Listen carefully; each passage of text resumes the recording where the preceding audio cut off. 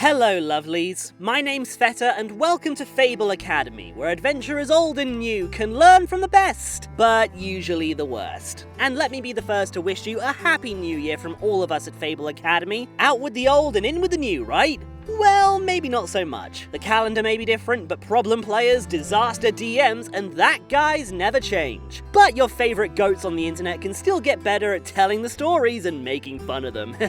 In case you hadn't heard from this little thing I did a couple of weeks ago, I've officially entered the prestigious club of people who've run one game and now think they're Matt Mercer's legal successor. But in all seriousness, DMing a campaign is hard, especially if you're not the best at dealing with people, and yeah, that's most of us. But what makes it worse is when the people you're dealing with seem completely determined to make the experience miserable. Our first story today comes from Accomplished Gold 4641, a riveting tale of running a good campaign with an awful player. Let's take a look. I tried to run Curse of Strahd and accidentally hosted a live-action HR violation. I am a woman. I am a dungeon master. According to a certain genre of adult male tabletop player, this means my actual role at the table is to tolerate behavior that would get you escorted out of a Chili's. I just wanted to run Curse of Strahd. What I got instead was 8 months of low-grade sexual harassment, weaponized "it's just roleplay," and one man who genuinely believed my boundaries were a fun, optional side quest. For context, this story takes place over about 8 months, which in RPG time is either a single dungeon or an entire failed relationship, depending on how you look at it. I've been DMing for about 5 years at this point. I was not new. I knew the rules, I knew how to say no, I knew how to run combat without flipping through the player's handbook like a confused raccoon digging through trash. I had just moved to a new city, wanted to meet new people, and foolishly believed that a local game store campaign would be a safe and normal way to do that. Reader, it was not.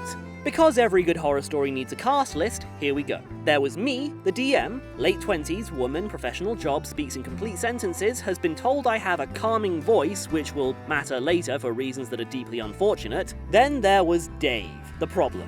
Mid-30s, played Dungeons & Dragons before it was cool again. Constantly referred to women as females, believes sexism is fake but also extremely funny. Kyle was the apologist, early 20s, says things like, "Oh, that's just how Dave is," and "oh, he means well," does nothing, ever. Mark was the quiet guy, perfectly fine human being, just wanted to play a cleric and go home. I would die for Mark. Ethan had strong theatre kid energy, not malicious, just deeply horny in a way that feels like a cry for help. 5 people total, 1 folding table, and a dream that would be crushed like a soda can under a Buick. Session 0 went fine. This is a lie, it went fine-ish. Dave made the joke about hoping there would be hot barmaids, which I ignored because I was tired and this was a public place and surely he would calm down once dice were involved. I went over table rules. No sexual violence, no PvP unless agreed upon, no flirting with NPCs unless it served the story and was not weird. Everyone nodded. Dave smirked. Kyle nodded harder, like enthusiasm could replace boundaries. Dave rolled up a human fighter named Ragnar Stormfist. This matters later because Dave would repeatedly insist that Ragnar was just how he is, in the same way Dave himself was just how he is, which is to say, exhausting. Ethan made a bard called Lyrian and immediately asked what the dress code in Barovia was. Mark made a dwarf cleric named Borin with a backstory involving faith and loss that genuinely made me tear up. Kyle made a rogue called Silas with no personality, which would later be filled in by Dave whether anyone wanted that or not. Session 1 starts in a tavern. Yes, I know, shut up. I describe the room, the firelight, the sense that something is deeply wrong. Dave interrupts to ask if the barmaids are hot. I say they are people and they are tired. Dave laughs. Ethan laughs. Kyle laughs after a pause, like his laugh had lag. Dave asks if Ragnar can grab one of them, playfully. I say no. He says, "Relax, it's just roleplay." This becomes the refrain. Just roleplay, like it magically absolves everything. I redirect to wolves howling outside, fog rolling in, plot hooks dangling, but Dave spends the rest of the session asking if any female NPCs are into him. None are. He complains that I am making the world unrealistic. This was the moment I should have kicked him, and if you're reading this yelling, "Kick him!" Congratulations, you're smarter than I was. By session 3, Dave starts commenting on my voice. Not in a flattering way, in a weird way.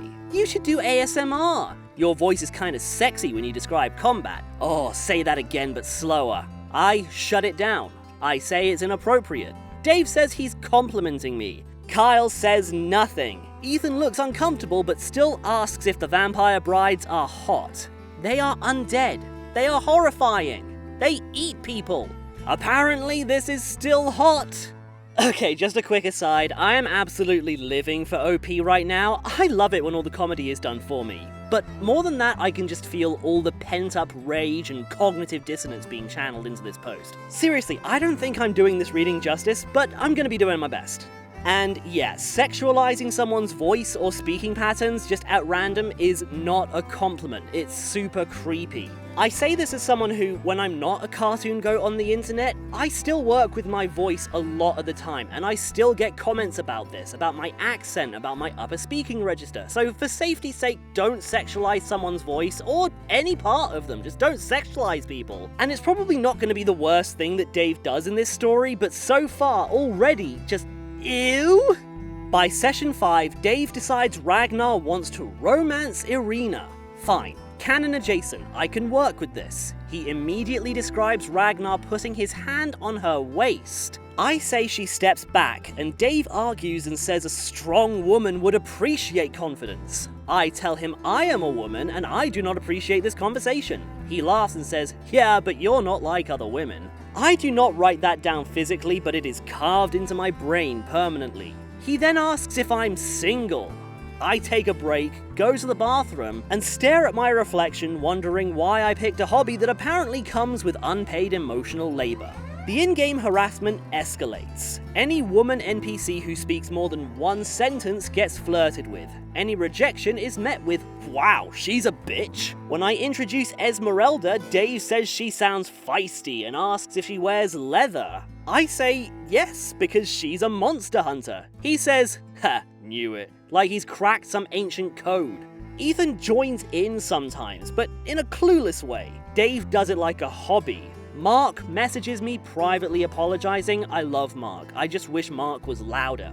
The out-of-game harassment escalates too. Dave starts sitting closer, commenting on my clothes, asks if I dress like this for the game. I'm wearing jeans and a sweater. Kyle finally says something once, which is, dude, chill. Dave replies that I can handle it. Kyle later described himself as non-confrontational, which is a fun way of saying present but useless. I tell Dave plainly that he needs to stop or leave the table. He laughs and says I'm being sensitive. He says women always get a power trip. That one hurts because it was designed to. Session 12 is Castle Ravenloft. Big moment, stakes, atmosphere. Dave derails it immediately by saying Ragnar wants to seduce one of the vampire brides mid-combat. I say no.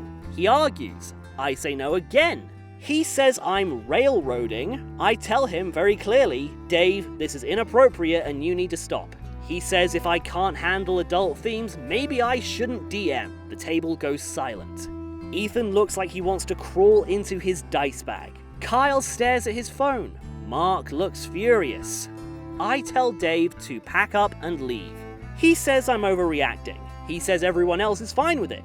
He says this is why women ruin hobbies. Mark stands up and tells him to get the fuck out. Dave leaves, calling me a bitch on the way out. Real class act to the end. Afterwards, Kyle apologizes and says that he should have said something earlier. Ethan apologizes and says he did not realize it was that bad. Mark brings me coffee the next session. We continue without Dave. The game is better, shockingly, but the damage is done. I'm more guarded. I second guess myself. I wonder if every boundary makes me difficult. Dave messages me weeks later asking if I want to start fresh. I block him. I'm posting this because r/RPG horror stories is full of creepy DM stories and problem players, and I want to be very clear about something. Sometimes a horror story is not one big explosion. Sometimes it's just being a woman at a table and being slowly trained to accept behavior you would never tolerate anywhere else. Just roleplay is not a shield. Silence is not neutrality, and if you are reading this thinking, wow, that guy sounds familiar, sit with that feeling. I still DM. I love this hobby. I'm just much more selective about who gets access to my table, my time, and my patience. And no, the barmaids were never hot. They were tired. Just like me. Well, the writing's on the wall here. Dave was a creep, OP has the patience of a fucking saint, and Mark is the good guy-ish. Like, don't get me wrong, Mark is a real one for being supportive and bringing coffee and apologizing in private, but there were 3 guys at that table that weren't Dave that could have told him off at any point, and at the end of it all, it still fell to OP to defend herself and break this cycle of a shitty guy saying shitty things. And yeah, you can argue that people might have been loath to start conflict, they might have been non-confrontational, but if Dave is comfortable enough to be sleazy and sexualize the game like he's not in public, the others need to be comfortable putting Dave down like they're not in public. In all 12 sessions, no one told Dave to shut the hell up, and remember he's playing with real people. And harassment is never just roleplay. I'm glad OP's love of the hobby wasn't too affected by this experience, and like OP says, if this sounded familiar, sit with that feeling. If someone at your table is getting gross, especially with another player or the DM, don't be scared to call it out and shut it down. Our next story is from GMing Anonymous. The worst game I've ever been a part of. I was approached to be a player in a murder mystery one-shot by someone in a D&D Discord, and I figured, why not? Jesus H fuck, I wish I could kick my old self in the head. Here's the roster we had. An overly sexual furry that used their Sona as their character. Oh hey, I'm in this story! Neat! A stoner that made sure to remind us they were high every 30 seconds, a veteran player that had far more patience for bullshit than I do, a DM that said they wanted a Legends of Avantris vibe for the game. I'll be referring to them as Meta, Stoner, Vet, and DM respectively. Character creation was a mess, with Meta wanting to make a homebrew race because a 30-foot movement speed is abysmal. I tell them that 30 feet is pretty much the standard for humanoids. They very aggressively clapped back at me with, well, I'm an Aelrok and they can move a lot faster than that. The DM, deciding to entertain this, gave their character a 40-foot movement speed. While we were all making characters, Stoner decides to take extremely loud bong rips right next to their microphone just to really drive home the fact that they really like weed. Me and Vet ask them to cut it out and they reply with, if you don't like me smoking, you can leave. I told them it was the obnoxious sound of the bong that they insisted on smoking 2 inches from the mic and got a whatever in reply. Vet and the DM were friends, so they had put together their character earlier and not much time was spent on them. The initial lineup was this. Meta, an Aelrok rogue that was sassy, sexual, and swore a lot. Stoner, a really dumb orc druid that, you'll never believe this, really likes smoking. Vet, an automaton paladin with zero regard for flesh and blood creatures. We all start at level 2. When it got to me, I decided to go cleric since I hadn't played one before and figured we might need a more dedicated healer than a paladin. Almost immediately, I start getting ridiculed. The DM and Meta start laughing when I mention my character as a human. Me. What? DM. Nothing. It's just you're playing D&D surrounded by fantasy characters, and you choosing to be a human is kind of funny. Me. I just wanted to go for something grounded. Meta. But playing a human is so boring. They can't do anything. Me. Variant humans get a starting feat. That can be pretty powerful. Meta then begs the DM to allow their homebrew Fursona race to have a starting feat too, which they allow. Me and Vet were voicing our disapproval of this, but we were basically told that since Meta was new to the game, they can just do whatever they want. Okay, so I've done a little digging about this Aelrok species, and from what I've gathered it seems to be an open species created as part of an original webcomic that's been on hiatus for a few years now. The webcomic is very adult and rooted in very particular fantasy kink content. Which, you know, nothing wrong with that. I'm not here to yuck anyone's yum and I discourage anyone else from doing it too. It's just important to bear in mind that as an open species, there's a chance that Meta just came across the character and found it interesting, rather than his interest coming straight from the source material and its related kinks. Meta could have just as easily been trying to port in another open species like a Sergal or a Protogen, and if you've never heard of any of these before, you need to hang around more furries. But it's clear that Meta is trying to port in a very niche interest concept into this game as a homebrew, and that on its own is an uphill battle just because of how esoteric it is to play as a species no one but you has ever heard of. Strictly speaking, nothing wrong with it, but if you're playing with people who don't know or understand your interests, expecting it to be a seamless process without conflict may be asking a little too much. I would have just said to play as an Aarakocra or a Kenku and saved Meta the hassle, but that's just me. BTW, OP is right when they say that humans are a pretty based race to play. Versatility and flexibility are very overlooked in RPGs, but I am getting kinda my way or the highway vibes from this. When you're at a table full of strangers, you can't really tell them to stop being themselves, no matter how annoying they are. For example, no one's telling OP not to play a human or not to want something grounded, they're just poking fun at it compared to everything else. Instead of getting annoyed with the stoner for doing bong rips too loud on the call, you could have just made fun of him for it and laughed at him. He probably would have laughed along with him. He's a stoner, they're the kings of laughing at themselves as long as someone else is laughing with them. Anyway, back to the post. After all our characters were settled, we planned for the first session the following week. I had told the DM that I didn't appreciate them and Meta giving me shit for choosing a human, to which I was assured it wouldn't happen again. Even though I still considered dipping out because I wasn't vibing with the group, but I foolishly gave them the benefit of the doubt and thought maybe it'll work itself out when game day comes around. First session rolls around. We're all in a tavern in a quiet little town that had recently had townsfolk murdered in the streets. Because of this, they are wary of outsiders but are also looking for help. But who cares about that? The horny character has to flirt and try to sleep with everybody in the inn, and the stoner character has to get high and start kicking in doors into people's rooms. The DM thinks these antics are hilarious. Meanwhile, me and Vet are just silent while they get their buffoonery out of their system. While me and Vet were trying to get information on the murders from the locals, the DM is constantly shifting back to Meta. Like, we'd be in the middle of a conversation with an NPC and the DM would say, "Okay, and while that's going on, what are you doing, Meta?" So we were literally getting morsels of the plot in between Meta rolling charisma checks on all the men in the bar. We also had to keep repeating what had just happened to Stoner because, well, they were stoned and not paying attention. I tried to do some RPing with Vet as I thought me as a cleric coming across an automaton that has similar divine power to my own would make for some interesting conversation. Unfortunately, any roleplay was cut short because whenever one character in the party did something, the DM shoved us all into doing the same thing. Stoner: "I'm gonna go smoke in my room and doze off to bed." DM: "Okay, so you find all your rooms and take a long rest." Me: "I'd actually like to catch up with Vet and talk to them before we bed down for the night." DM: "Well, we're already going into the next day." Meta: "But there were more men to sleep with!" It was clear to me that DM wanted to move their story along and not allow any time for interactions that didn't move the plot forward unless it was, "Haha, funny quirky characters doing funny quirky things just like in insert D&D podcast here." The second day in town had us do some investigating and had a small combat with some crooks breaking into one of the murder victims' houses. For some reason, the DM decided one of these lowly bandits was packing a +3 dagger called Whisper, and of course, since Meta was the only one with dexterity, they got it. Mind you, we're still only level 2. Eventually, the second day in town comes to a close and we all go back to the tavern. Meta decides they want to roleplay with my character while we're all drinking. Meta: "So, what god gave you your power?" Me: "That hardly seems like your business, friend." Meta: "I'm rolling insight to see what god you worship." Me: "Insight isn't mind reading."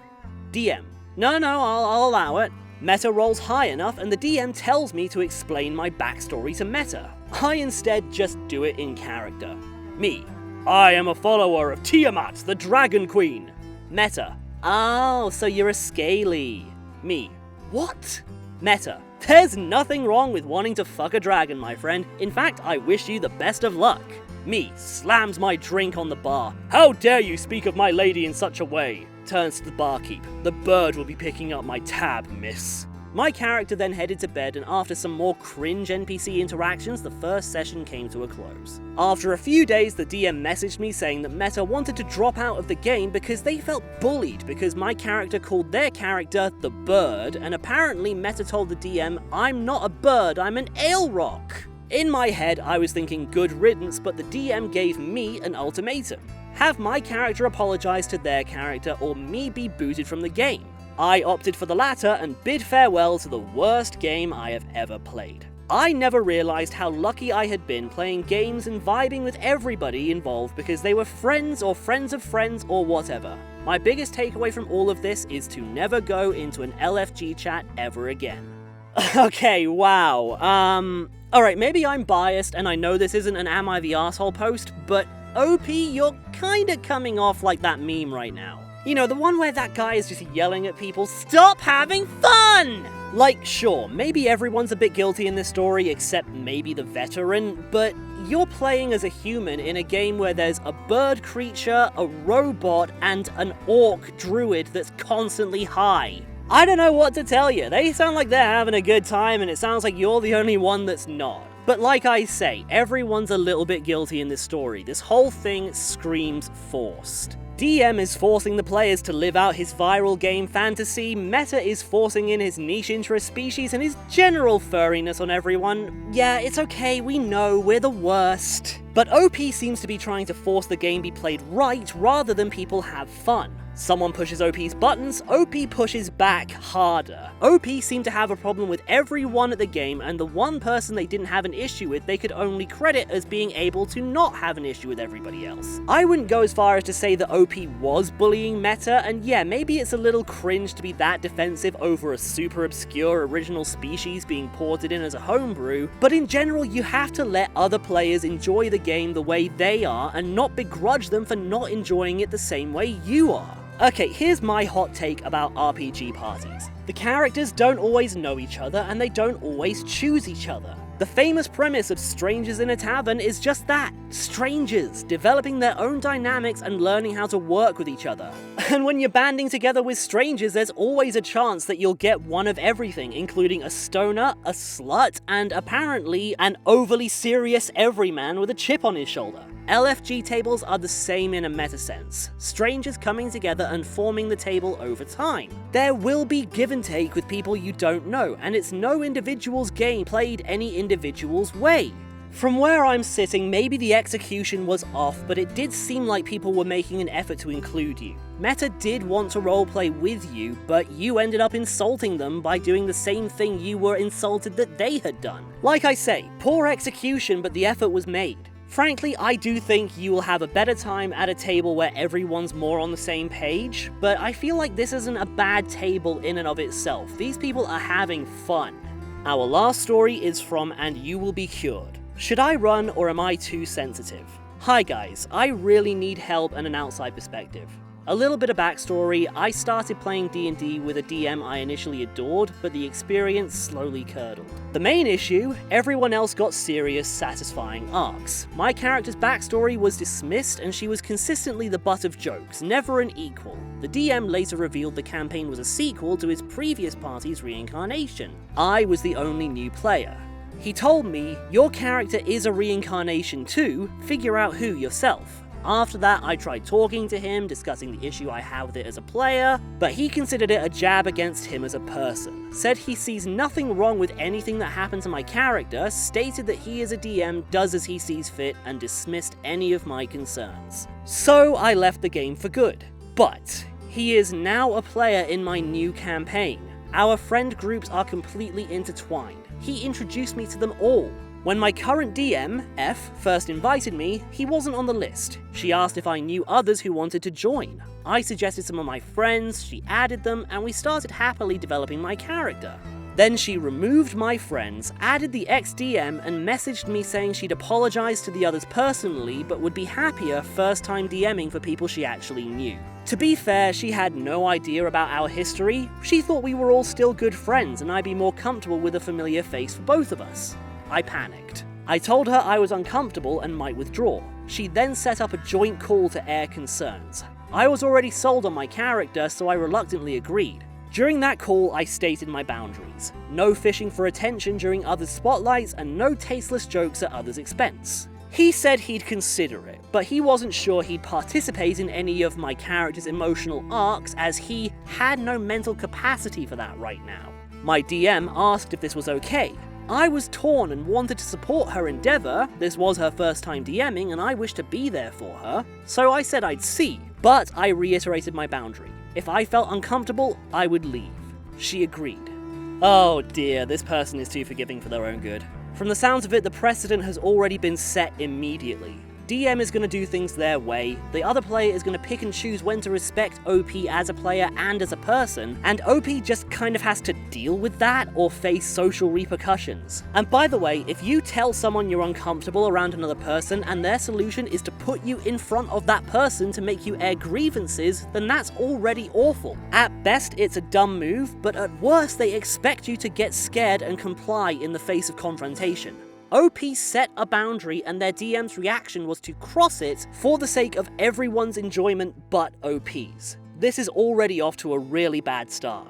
He's not done anything as blatantly awful, but I feel like the dynamic is toxic. He's disruptive and talks over others' moments. Recently, his character kept mocking another player character who changed his name for a fresh start, calling him by a condescending nickname. For context, something like Titty, based on his name in a previous life. I finally snapped in character, confronting him. Afterwards, I talked to my DM. She's supportive, but her advice was mixed. She said my in-character call-out was harsh but valid, and suggested I could channel this anger into my character's arc. My PC is kind but has deep repressed anger, but she also firmly stated the golden rule: no D&D is better than bad D&D, and would support me if I left. Here's my personal mess. I have a pattern. When I feel someone exploits my trust, I stop forgiving. I start resenting everything about them. I usually solve this by silently removing people from my life. I can't do that here without collateral damage to my other friendships. I'm torn. Part of me is inspired. My character's arc, a sweet person confronting her anger at never feeling truly seen or reciprocated, mirrors my feelings perfectly. Exploring that feels powerful. The other part is just exhausted. The best session we had was the one he missed. I'm tired of being the one who has to enforce basic respect, whether by shushing him or staging in-character interventions. So how do I navigate this? Do I try the channeling method, using my character to process this in a hopefully safe way? Or is that just performing emotional labor for a problem player who's already stated he has no capacity for my story? How do I deal with the seething resentment when a clean exit would hurt people I care about?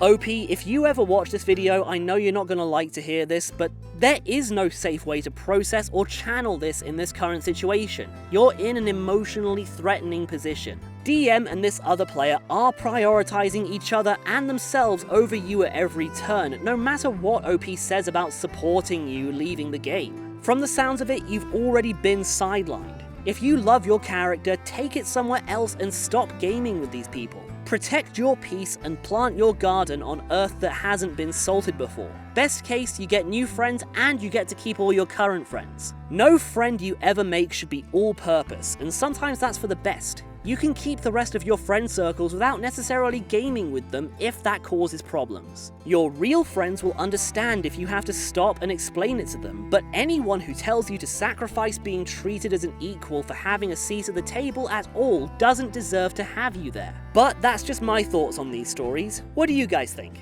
Let me know in the comments, and I'll see you again real soon for our next lesson in Fable Academy.